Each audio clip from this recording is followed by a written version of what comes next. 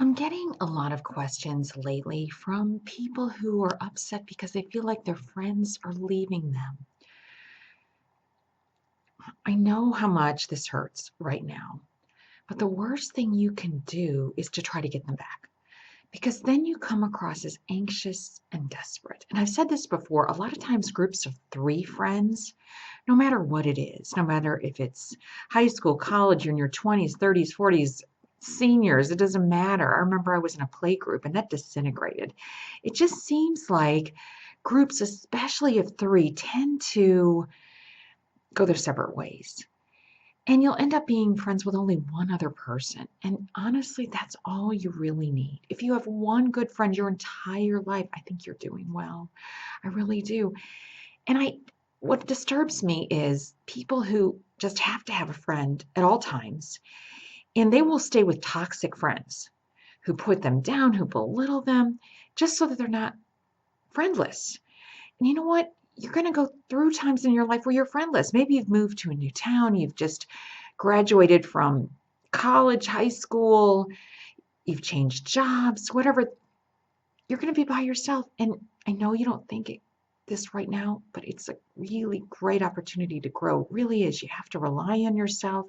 You have to be independent. You have to entertain yourself.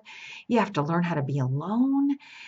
And when you do that, you're going to be in a much better situation once you get married and you're not so dependent on somebody else. So it really is a good situation, not a bad situation. And you could be lonely, but then you're going to force yourself to get involved in sports leagues, join a gym. You're going to make yourself get involved in the community. And that's also a really good thing.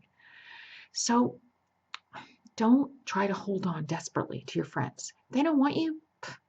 Yeah, they're not good enough for you.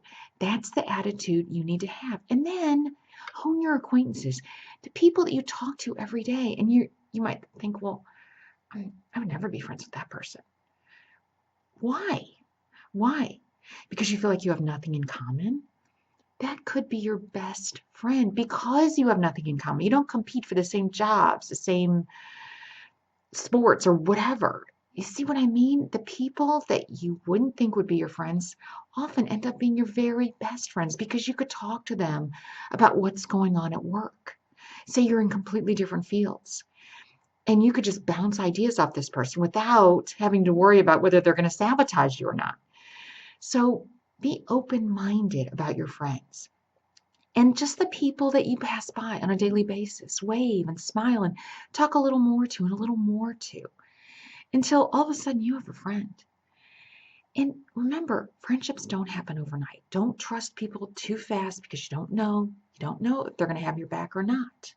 It's hard to find really great people who really care about you and are not out for themselves. And they're out there. You just have to be really picky to find them.